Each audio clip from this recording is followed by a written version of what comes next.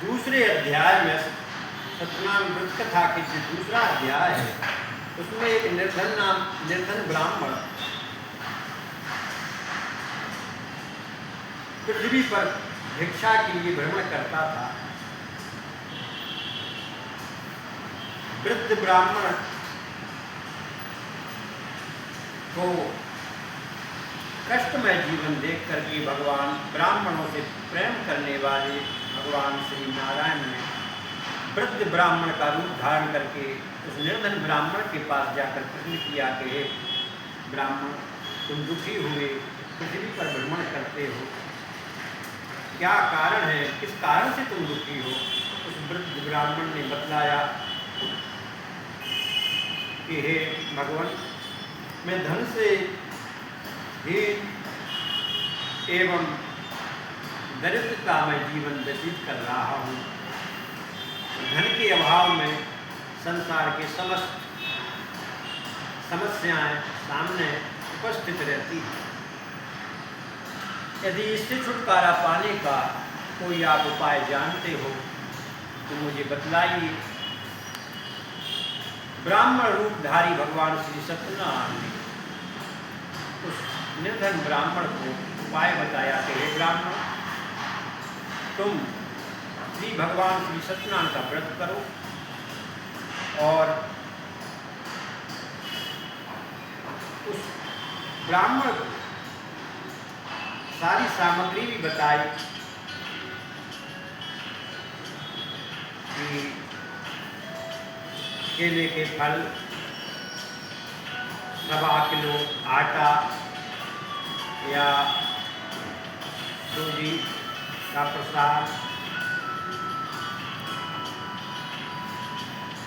और इस प्रकार से गुड़ आदि, मिष्ठान आदि सब एकत्रित करके भगवान श्री पंचामृत आदि सब एकत्रित करके भगवान श्री सत्यनारायण की कथा श्रवण करना और व्रत करना, नित्य गीत आदि करके अपने समय का भगवान का संकीर्तन करते हुए ये समय व्यतीत करना। बहुत अच्छा जवाब दिया पंडित प्रदीप शर्मा जी ने। पंडित प्रदीप शर्मा जी ने बताया कि सत्यनारायण भगवान की पूजा कलकाल में उसी प्रकार से महत्वपूर्ण है जैसे सूर्य की रोशनी भूमंडल पर आती है। और पंडित प्रदीप शर्मा जी ने बताया कि ब्राह्मण का जो रोल है सत्यनारायण भगवान की पूजा में, उसने जो है सत्यनारायण भगवान का पूजन किया और धन से परिपूर्ण हुआ था। लकड़हारा का रोल इन्होंने बताया कि पूजा करके वह भी धनाढ्य हो गया। अगला सवाल पंडित जी बताने जा रहे हैं कि राजा तुंगध्वज का क्या रोल था सत्यनारायण भगवान की कथा में।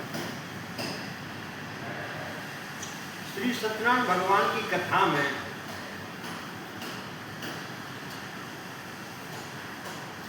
प्रथम अध्याय में प्रसंग आता है।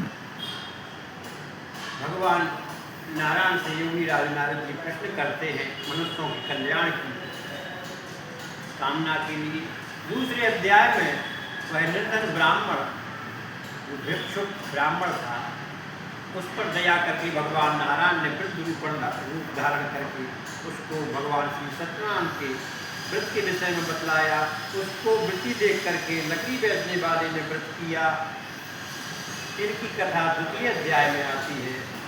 तीसरे अध्याय में एक उल्कामुख नाम का राजा भद्रशिला नदी के तट पर व्रत कर रहा था, तो उसको वृत्ति देख करके भगवान श्री सत्यनारायण की पूजा करते थे एक साधु नाम का वैश्य गया और अपनी नाव को किनारे पर लगा करके उसने प्रश्न किया कि हे राजन, भक्ति युक्त चित्त से आप क्या कर रहे हैं, मुझे भी बतलाइए, मेरी भी सुनने की इच्छा है।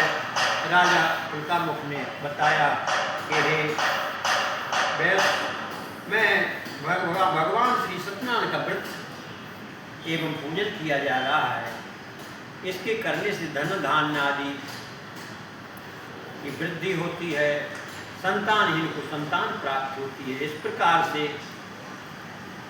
तीसरे अध्याय में राजा उल्कामुख की साधु नाम की वैश्य की कथा। चौथे अध्याय में उस उल्कामुख इस साधु नाम की वैश्य ने आकर अपनी पत्नी लीलावती को बताया कि मैं इस व्रत को करूंगा जो राजा ने मुझे बतलाया है, लेकिन संतान होने के बाद करूंगा। भगवान की कृपा से उसके यहाँ एक कन्या का जन्म भी हो गया, लीलावती नाम रखा गया उसका। वह जब कन्या का जन्म हो गया तो उसकी पत्नी ने उसको याद दिलाया